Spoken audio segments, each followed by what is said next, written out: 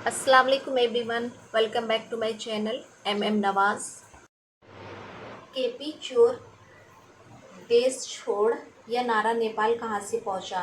Vote चोर गद्दी छोड़ से भयंकर विद्रोह के बाद नेपाल के प्रधानमंत्री केपी शर्मा ओली ने इस्तीफा दे दिया है।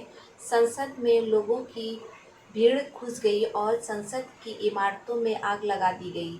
क्या नेपाल में भी अब बांग्लादेश की तरह हो रहा है? बांग्लादेश के बाद नेपाल में इस स्तर का विद्रोह भारत के लिए अच्छा नहीं, लेकिन नेपाल में यह विद्रोह हुआ क्यों? इसे नेपाल और भारत दोनों के लिए सुना जाना चाहिए और समझना भी जाना चाहिए। वोट चोर गद्दी छोड़ का नारा नेपाल में केपी चोर देश छोड़ का रूप ले चुका है। केवल नेताओं के खिलाफ नहीं, बल्कि उनके बेटों के खिलाफ भी गुस्सा भड़का है। मीडिया रिपोर्ट खंगालते वक्त यह भी देखने को मिला कि नेता पुत्रों के खिलाफ यह गुस्सा फिलीपींस से प्रभावित है। वहाँ भी नेता पुत्रों के खिलाफ गुस्सा भड़का है। इंडोनेशिया में भ्रष्टाचार को लेकर भयंकर प्रदर्शन हो रहे हैं। कई शहरों में प्रदर्शन हिंसक भी हुआ।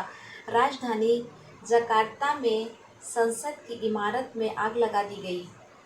अर्ध सैनिक बलों की एक टुकड़ी की गाड़ी के नीचे आकर 21 वर्षीय डिलीवरी बॉय की मौत हो जाने के बाद लोगों में गुस्सा फूट गया और आम लोग सड़कों पर उतर आए। वहाँ भी आर्थिक तंगी एक बड़ा मुद्दा है और वहाँ भी छात्र, मजदूर, महिला संगठनों में इसमें हिस्सेदारी की है। आर्थिक असमानता के सवाल पर इंडोनेशिया में लोग सड़कों पर निकल वहाँ 5-5 मंत्री बदल दिए गए हैं। इंडोनेशिया के प्रदर्शनों में अब तक 10 लोगों की मौत हो चुकी है। लोगों में इस बात को लेकर भी गुस्सा था कि सांसदों को मिलने वाला हाउसिंग भत्ता मिनिमम वेज से 10 गुना अधिक था। उन्हें मिलने वाली तरह तरह की रियायतों को लेकर भी आक्रोश था। इसलिए हमने कहा कि नेपाल में जो प्रदर्शन हो रहे हैं, इंडोनेशिया में जो हो रहा है, उसे भारत को भी सुनना और समझना चाहिए।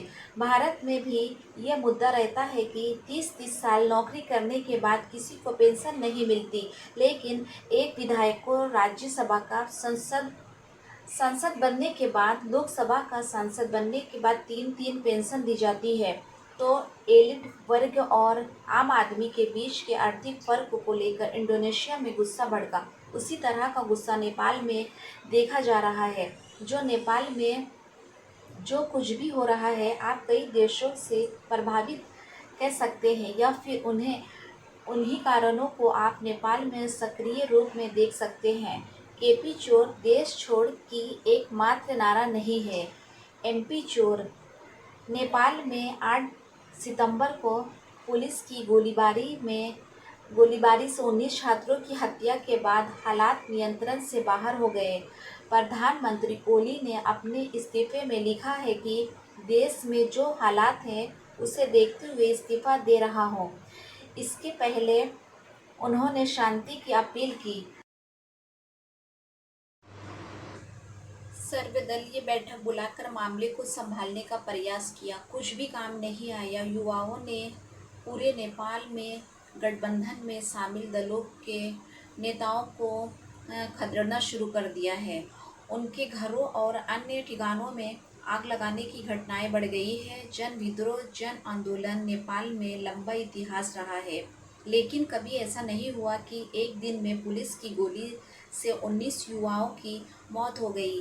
नेताओं के प्राइवेट घरों को भी टारगेट किया गया है। मंत्रियों के सरकारी आवास जला दिए गए। रिपोर्ट हो रहा है कि प्रधानमंत्री के पद पर रहते हुए केपी ओली मामले को संभाल नहीं पाए। गुस्सा उनके खिलाफ भी भड़क गया।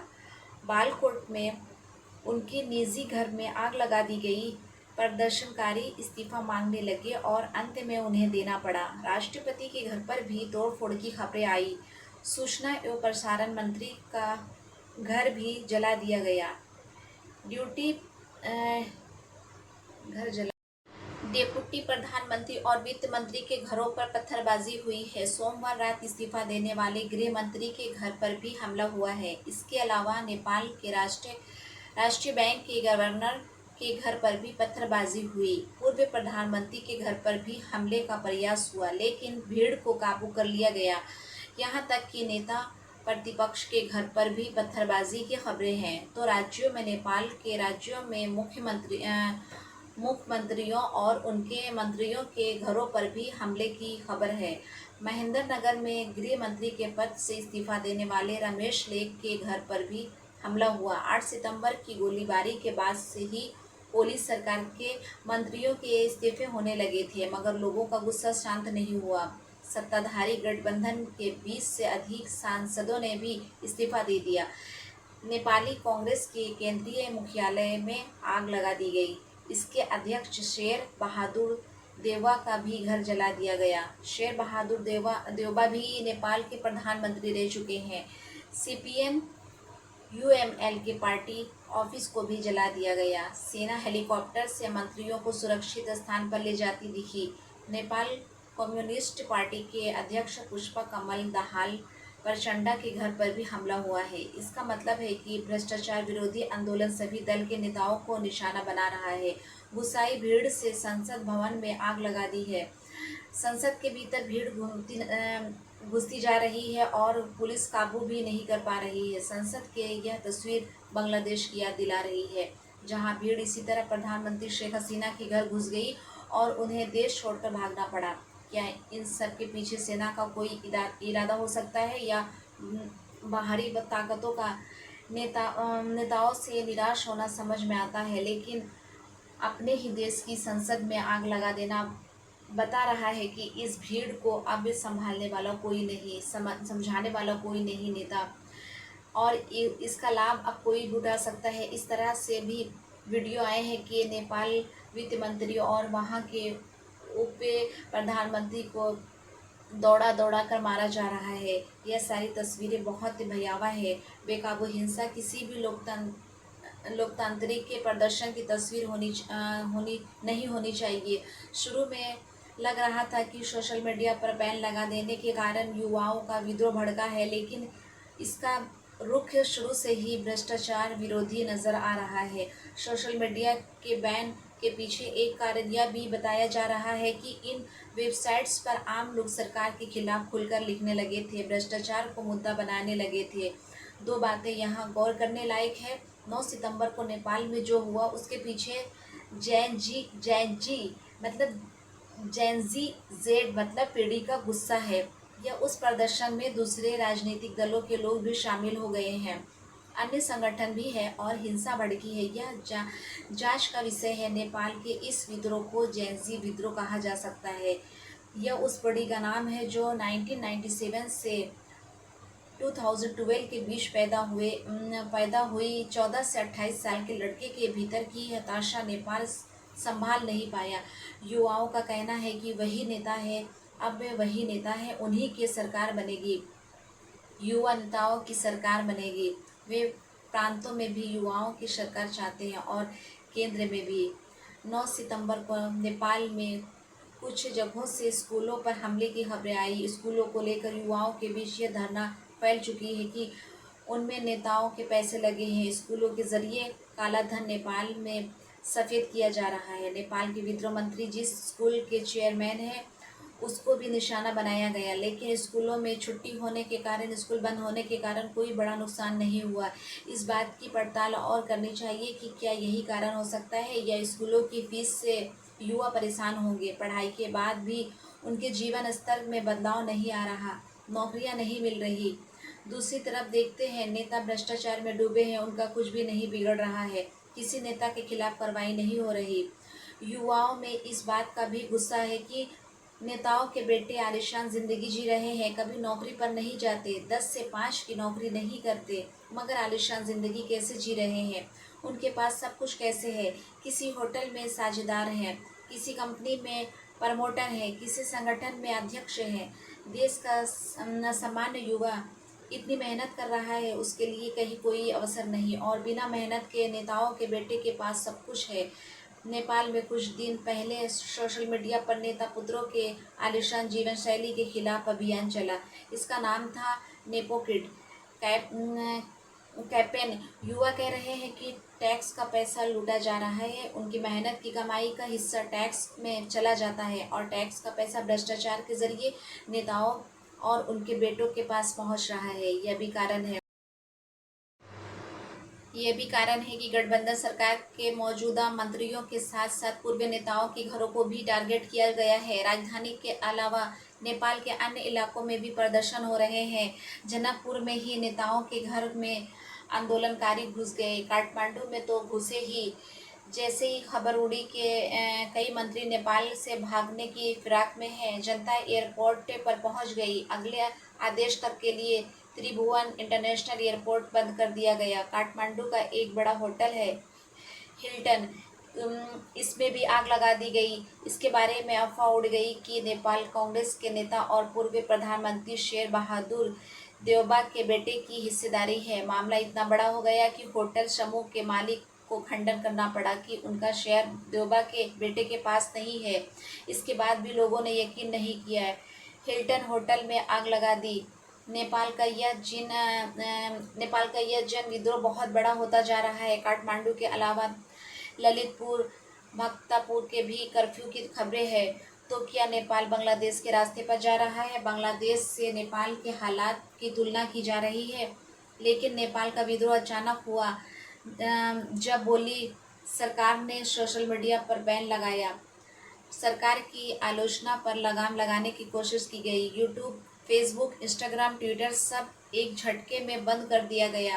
क्या सरकार युवाओं की नई पीढ़ी के बीच असंतोष की आग को समझ गई और उसे लगा कि सोशल मीडिया बैन कर देने से असंतोष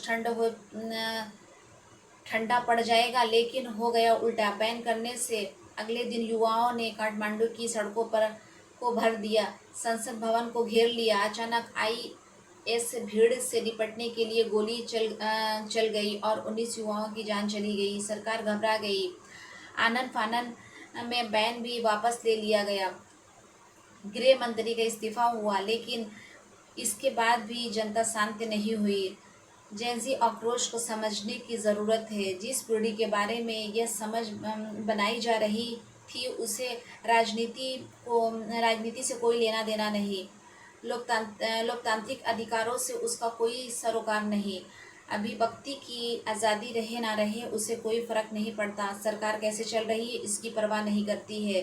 जेनजी पीढ़ी केवल खाने पीने घूमने में मस्त रहती है, लेकिन जेनजी की इस पीढ़ी ने पहला राजनीतिक विद्रोह नेपाल में कर दिया है। अगर इसे जेनजी के विद्रोह के रूप में देखा जा रहा है, यह नेपाल की सड़कों पर जो हो रहा है दुनिया भर में जेनजी पीढ़ी के प्रति समझ को बदलने के लिए काफ़ी है। काठमांडू पोस्ट में अपने संपादकीय में लिखा कि ओली को इस्तीफा दे देना चाहिए और इस्तीफा देना पड़ा। पुलिस की गोलीबारी में 19 युवाओं की हत्या नेपाल के इतिहास का काला दिन है। पोस्ट लिखता है कि इनमें ज़्यादातर स्कूल और कॉलेज जाने वाले छात्र थे। अधिकतर को सीने में या सर में गोली मारी गई। नेपाल की सुप्रीम कोर्ट की पूर्व चीफ जस्टिस सुशीला कार्की भी प्रदर्शनकारियों में शामिल है। जेनजी का प्रदर्शन 8 सितंबर को 2 ही घंटे के लिए था। बाकायदा अनुमति ली गई थी, तब भी हिंसा हुई। इसे लेकर सवाल उठ रहे हैं कि छात्रों पर गोलियां क्यों चली और अब तो 48 घंटे के भीतर नेपाल की सरकार ही चली गई। नेपाल की सरकार ने इस झटके से सोशल मीडिया की सभी साइट्स बैन कर दिए और कहा कि 1 हफ्ते के भीतर खुद को सरकार के नियमों के तहत उन्हें रजिस्टर करवाना होगा। इस आदेश की निंदा होने लगी। कहा गया कि इससे सोशल मीडिया वेबसाइट पर निगरानी बढ़ जाएगी और यूजर्स की निजता में सरकार का दखल बढ़ जाएगा। लोगों की अभिव्यक्ति की आज़ादी पर प्रतिबंध लगेगा और सरकार आसानी से प्रदर्शनों को रोकने लग जाएगी। लेकिन सरकार का कहना था सोशल मीडिया पर फेक आईडी के इस्तेमाल से हेट स्पीच फैलाई जा रही है, फ्रॉड हो रहा है और अपराध को बढ़ावा मिल रहा है। इस तरह के तर्क अक्सर भारत में भी दिए जाते हैं और दुनिया के कई देशों में इसी बहाने का इस्तेमाल कर सोशल मीडिया अकाउंट बैन किए जाते हैं, पोस्ट डिलीट की जाती है, लोगों का अकाउंट बंद कर दिया जाता है। सोशल मीडिया की 26 साइट्स ने नेपाल सरकार के इस नियम का पालन करने से इनकार कर दिया। इस हफ्ते की मियाद खत्म हो गई। 4 सितंबर को आदेश जारी हुआ।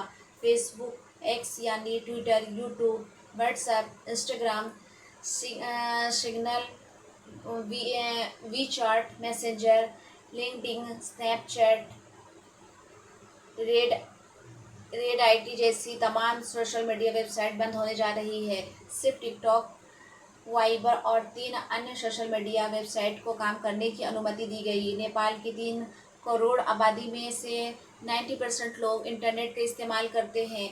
जाहिर है इस फैसले का असर आबादी के एक बहुत बड़े हिस्से पर होना ही था, मगर लोगों ने अपने प्रदर्शन को सिर्फ सोशल मीडिया बैन तक सीमित नहीं रखा। टिकटॉक पर सरकार के मंत्रियों से पूछना शुरू कर दिया, देश को बताइए अपनी कमाई का राज। सोशल मीडिया नहीं, भ्रष्टाचार बंद कीजिए। यह सबक है दुनिया भर की सरकारों के लिए कि युवाओं को दमन के रास्ते आप दबा नहीं सकते। दमन की राजनीति लंबी नहीं चलेगी। सोशल मीडिया के जरिए गर्दन दबाने का काम बंद कर दीजिए।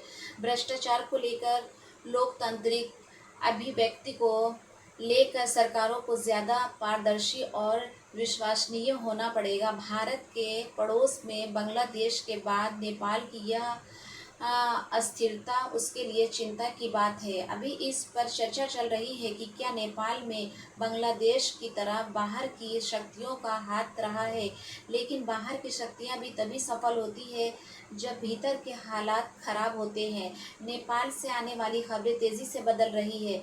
अंतरिम सरकार बनाने की कोशिश हो रही है। चर्चा चल रही है कि काठमांडू के मेयर वालेंद्र शाह को अंतरिम प्रधानमंत्री बनाया जा सकता है। वालेंद्र शाह युवाओं के बीच, जेनजी पीढ़ी के बीच काफ़ी लोकप्रिय है। सोशल मीडिया साइट्स पर उनकी सक्रियता बहुत है और पसंद किए जाते हैं। तो एक तरह से सोशल मीडिया के जरिए पड़ोस में राजनीति बदल रही है। नेपाल से आने वाली खबरों को संजीदगी से देखिए, अफवाहों पर कम ध्यान दीजिए। अस्सलाम वालेकुम दोस्तों, चैनल को सब्सक्राइब करके जाइएगा। सोशल मीडिया नहीं, भ्रष्टाचार बंद कीजिए, बंद कीजिए। देश को बताइए अपनी कमाई